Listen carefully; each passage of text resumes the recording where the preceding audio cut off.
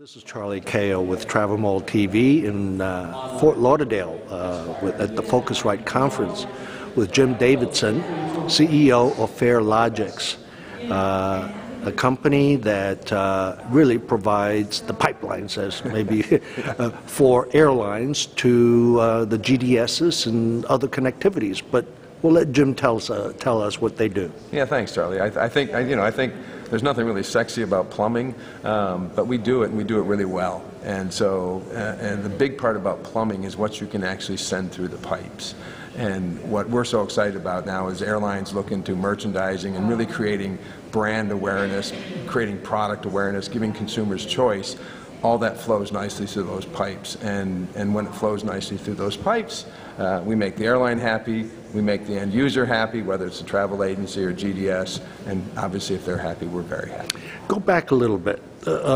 Describe the pieces, the larger pieces these pipes are connected to, and what you do. Yeah, I think we do three things.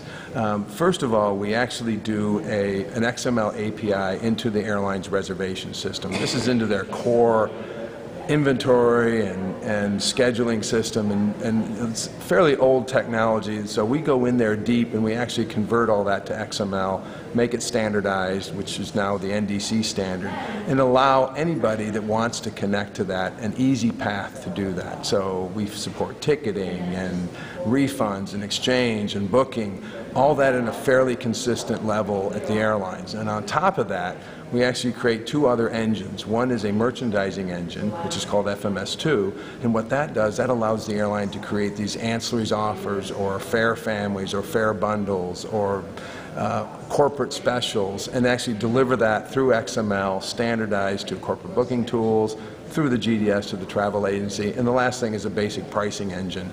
Obviously, you've got to have prices for tickets, so we combine all that and we market that to airlines as an airline commerce gateway. Jim, I'm going to need you to go even further back, and in the meantime, tell our audience that this, don't leave us yet. Right. This is something Jim is ex-president in his lifetime of Amadeus, and going back to System 1.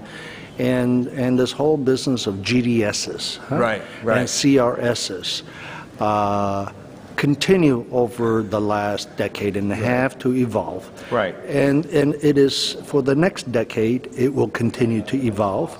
And we'll have Jim explain that, so hang in there. Okay, all right, we're going to make this fairly quick.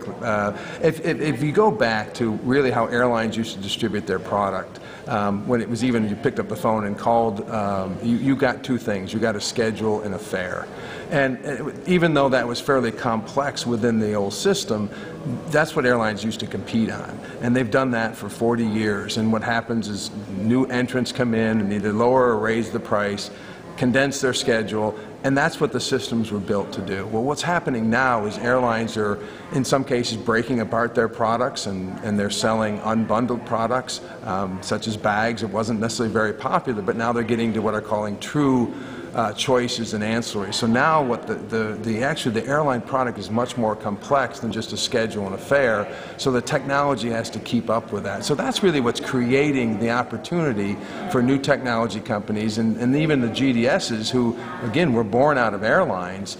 They used to develop systems that worked on schedules and fares, so now they have to actually bring more to their travel agency customers, because their customers, the corporations or the leisure travelers, want to buy things like seat assignments or want to buy things like upgrades. So you need technology, kind of downline technology, to do that, and that's how our industry has evolved, and as a company it's been an advantage for us as well.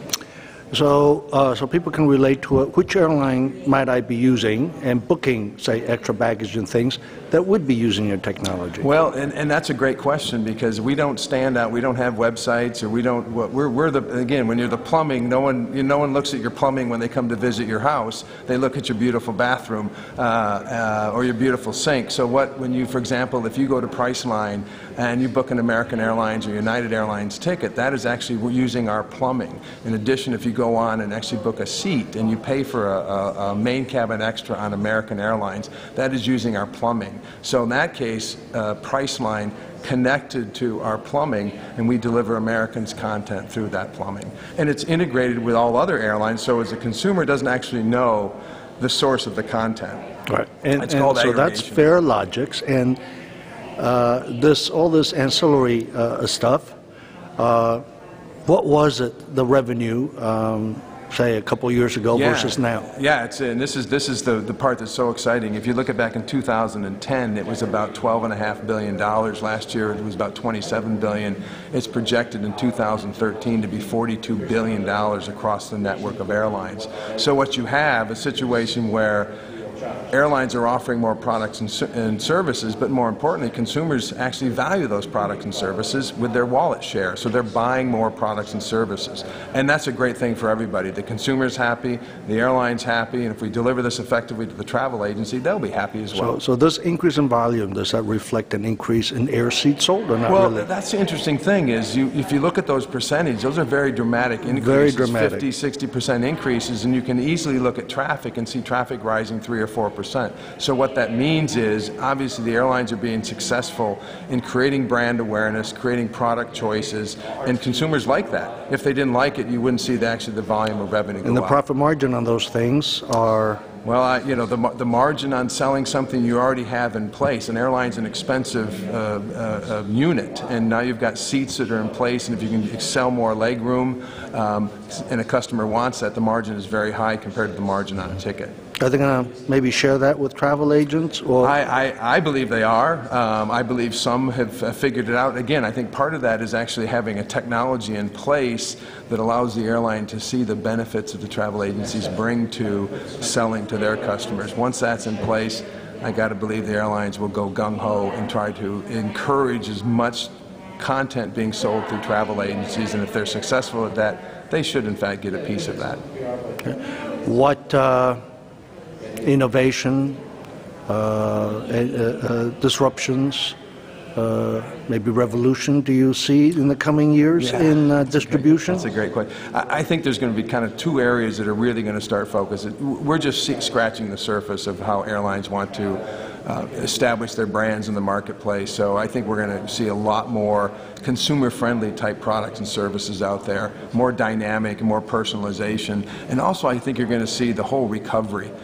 So when a customer has a problem, I think this technology lends itself very nicely to respond much more quickly than what happens today when you have to pick up a phone and get rebooked. You're going to see that on your mobile device. You're going to see that on your iPad. So there's going to be more information, more transparency, better service for the customer. That is just going to spiral upwards. I'm smiling, thinking what Gordon Wilson, CEO of Travelport, was telling me today about their the technology they rolled out with Priceline, kind of like a Siri, a voice. Find me $500 next weekend, a warm destination that's 3 hours away. Yep. Yeah, and again, I think there's going to be a subset of people that we don't want to spend more time. We want to necessarily speak into our device or type into our device, and we want to get relevant information back. 2 or 3 years ago, it was about, I'll give you 500 choices for you to pick from. We don't have time to go through. I want 6 or 7 relevant choices that are for me. And whether that's personalized is, I think, what's going to come forward. Jim Davidson, President and CEO of Farelogix. People who would like to learn more about the company, go to www.farelogix.com. With an X. With an X.com. All right, thanks. Thanks.